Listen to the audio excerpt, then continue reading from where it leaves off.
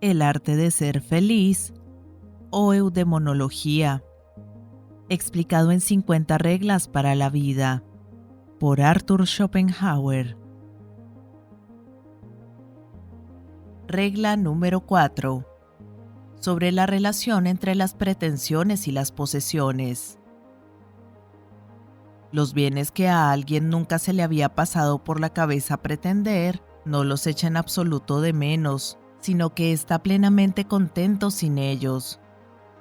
Otro, en cambio, que posee 100 veces más que aquel, se siente desgraciado porque le falta una cosa que pretende. También a este respecto, cada uno tiene su propio horizonte de lo que a él le es posible alcanzar. Hasta donde se extiende, llegan sus pretensiones. Si un objeto cualquiera dentro de este horizonte se le presenta de tal manera que puede confiar en obtenerlo, entonces se siente feliz. En cambio es infeliz y surgen dificultades que le privan de la perspectiva de tenerlo. Lo que se halla fuera del alcance de su vista no ejerce ningún efecto sobre él. Esta es la razón por la cual el pobre no se inquieta por las grandes posesiones de los ricos, y por la que a su vez el rico no se consuela con lo mucho que ya posee cuando no se cumplen sus pretensiones. La riqueza es como el agua del mar. Cuanto más se beba, más sed tendrá. Lo mismo vale para la fama. Tras la pérdida de las riquezas o de una situación acomodada, tan pronto como se supera el primer dolor, el estado de ánimo habitual no suele ser muy diferente del anterior, y esto se debe al hecho de que, una vez el destino ha reducido el factor de nuestras posesiones, nosotros mismos reducimos en igual medida el factor de nuestras pretensiones. Esta operación es, ciertamente, lo propiamente doloroso en el caso del infortunio. Una vez terminada, el dolor va disminuyendo hasta que finalmente no se lo siente más. La herida cicatriza. A la inversa, en un caso de buena fortuna, sube el compresor de nuestras pretensiones y éstas se expanden. Esto constituye la alegría.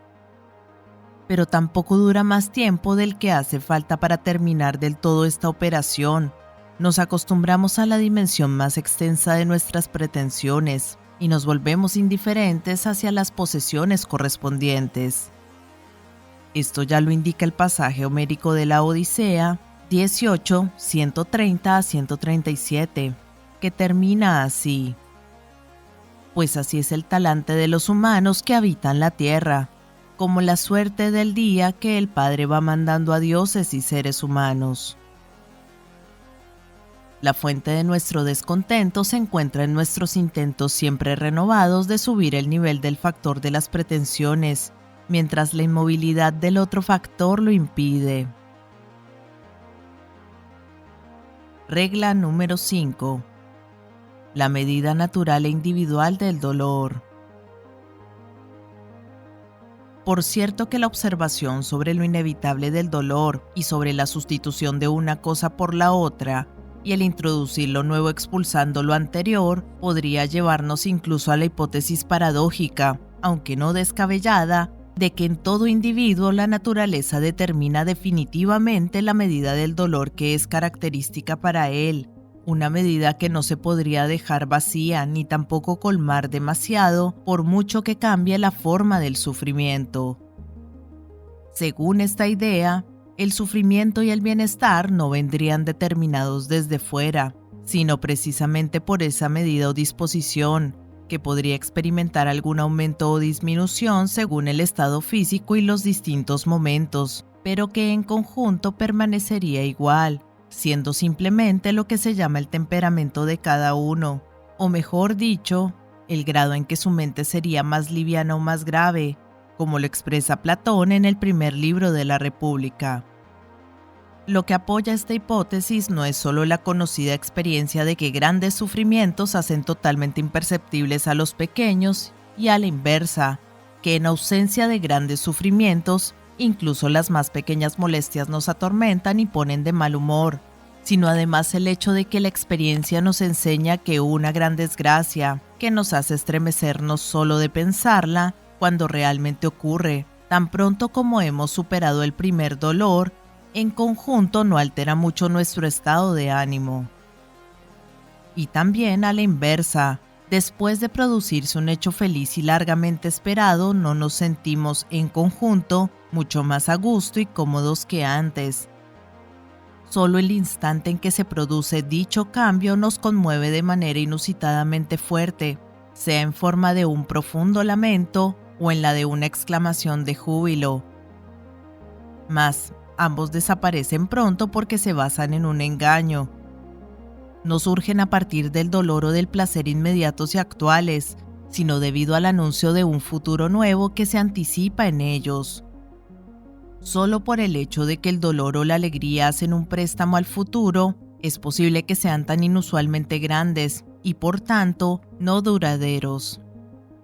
A favor de la hipótesis según la cual tanto en la cognición como en los sentimientos de sufrimiento o bienestar, una gran parte estaría determinada subjetivamente y a priori, se pueden alegar todavía como prueba las observaciones de que, al parecer, el ánimo alegre o triste de las personas no está determinado por circunstancias externas, como riqueza o clase social, porque entre los pobres encontramos al menos el mismo número de caras contentas que entre los ricos. Por añadidura, los motivos que llevan al suicidio son muy diversos, de manera que no podemos indicar una desgracia lo bastante grande para que induzca con gran probabilidad a cualquier carácter al suicidio, y hay pocos males pequeños que, por insignificantes que parezcan, no hayan provocado también suicidios. Aunque el grado de nuestra alegría o tristeza no es siempre el mismo, según esta concepción no lo atribuiremos al cambio de circunstancias externas, sino al estado interior, al estado físico. Porque cuando se produce un aumento auténtico de nuestro buen humor, aunque fuera pasajero, incluso llegando al grado de la alegría, esto suele ocurrir sin motivo externo alguno. Es cierto que a menudo extendemos nuestro dolor como consecuencia de un determinado acontecimiento externo y aparentemente solo es este el que nos pesa y entristece, de modo que creemos que al desaparecer esta causa deberíamos sentir la mayor satisfacción. Sin embargo, esto es un engaño. Según nuestra hipótesis, la magnitud de nuestro dolor y bienestar en su conjunto está determinada subjetivamente en cada momento, y en relación a nuestro dolor, cualquier motivo externo de tristeza es tan solo lo que para el estado físico sería un vejigatorio que concentra todos los humores malignos repartidos en el cuerpo. Si no hubiera una causa externa de sufrimiento, el dolor determinado por nuestro carácter, y por tanto inevitable durante este periodo, estaría repartido en 1000 puntos diferentes y aparecería en forma de 1000 pequeños disgustos y quejas sobre las cosas que pasamos del todo por alto, cuando nuestra capacidad para el dolor ya está colmada por un mal principal que ha concentrado todos los demás dolores en un solo punto. Este hecho lo corrobora también la observación de que, tras el alivio por un final feliz de una gran preocupación que nos oprimía, pronto aparece otra en su lugar, cuya materia ya estaba presente, pero no podía llegar como tal preocupación a la conciencia, porque a ésta no le sobraba capacidad para ello, de modo que dicha materia de preocupación permanecía desapercibida, tan solo como una figura oscura y nebulosa en el último extremo del horizonte. En cambio, en el momento de disponer nuevamente de espacio, esta materia ya configurada se acerca y ocupa el trono de la preocupación dominante del día. Aunque según su materia pueda ser mucho más ligera que la materia de la preocupación desaparecida, es capaz de inflarse de tal manera que aparentemente se iguala en magnitud a la anterior, llenando así por completo el trono de la preocupación principal del día. La alegría desmesurada y el dolor intenso siempre se dan en la misma persona, porque ambos se condicionan mutuamente y también están condicionados por una gran vivacidad del espíritu. Como acabamos de ver, no son producto de la pura actualidad, sino de la anticipación del futuro.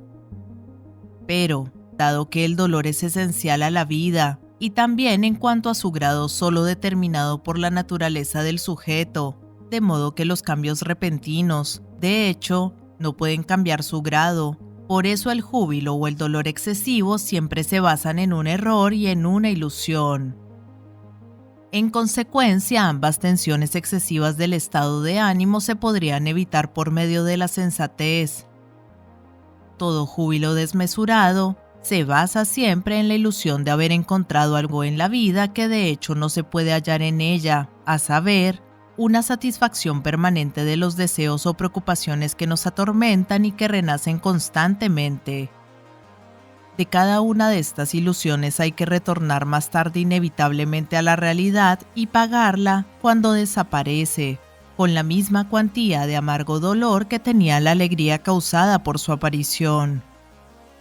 En este sentido se parece bastante a un lugar elevado al que se ha subido y del que solo se puede bajar dejándose caer. Por eso habría que evitar las ilusiones, pues cualquier dolor excesivo que aparece repentinamente no es más que la caída desde semejante punto elevado, o sea, la desaparición de una ilusión que lo ha producido. Por consiguiente, podríamos evitar ambos, si fuéramos capaces de ver las cosas siempre claramente en su conjunto y en su contexto, y de cuidarnos de creer que realmente tienen el color con el que desearíamos verlas. La ética estoica se propuso principalmente liberar el ánimo de todas estas ilusiones y sus consecuencias, y de dotarlo, en cambio, con una ecuanimidad inalterable. Esta es la convicción que inspira a Horacio en su conocida Oda. Recuerda que en tiempos arduos hay que conservar la ecuanimidad, lo mismo que en buenos, un ánimo que domina prudentemente la alegría excesiva. Horacio, Carmina. La mayoría de las veces, sin embargo, así como rechazamos una medicina amarga, nos resistimos a aceptar que el sufrimiento es esencial a la vida, de modo que no fluya hacia nosotros desde fuera, sino que cada uno lleva la fuente inagotable del mismo en su propio interior. Al contrario, a modo de un pretexto, siempre buscamos una causa externa y singular para nuestro dolor incesante, tal como el ciudadano libre se construye un ídolo para tener un amo. Porque nos movemos incansablemente de un deseo a otro, y aunque ninguna satisfacción alcanzada, por mucho que prometían, nos acaba de contentar, sino generalmente pronto se presenta como error vergonzoso, no terminamos de admitir que estamos llenando la bota de las Danaides, sino que corremos detrás de deseos siempre nuevos. Pues mientras nos falta lo que deseamos, nos parece que supera todo el valor, pero cuando fue alcanzado, se presenta otra cosa, y así siempre estamos presos de la misma sed, nosotros que anhelamos la vida. Lucrecio, de Rerum Natura. Así, o bien el movimiento va al infinito, o bien, cosa más rara que presupone cierta fuerza de carácter, continúa hasta que nos encontramos un deseo que no se puede cumplir, pero que tampoco se puede abandonar. Entonces tenemos en cierto modo lo que buscamos, a saber, algo que en todo momento podemos acusar, en lugar de nuestro propio carácter, como la fuente de nuestros sufrimientos y que nos hace enemigos de nuestro destino, pero que en cambio nos reconcilia con nuestra existencia, porque vuelve a alejar de nosotros la necesidad de admitir que el sufrimiento es esencial a esta existencia misma y que la verdadera satisfacción es imposible. La consecuencia de esta última forma de desarrollo es un estado de ánimo algo melancólico, que significa soportar constantemente un gran dolor único y el desprecio resultante de todos los pequeños sufrimientos o alegrías, por lo cual se trata de un fenómeno algo más digno que la constante persecución de ilusiones siempre nuevas, que es mucho más vulgar.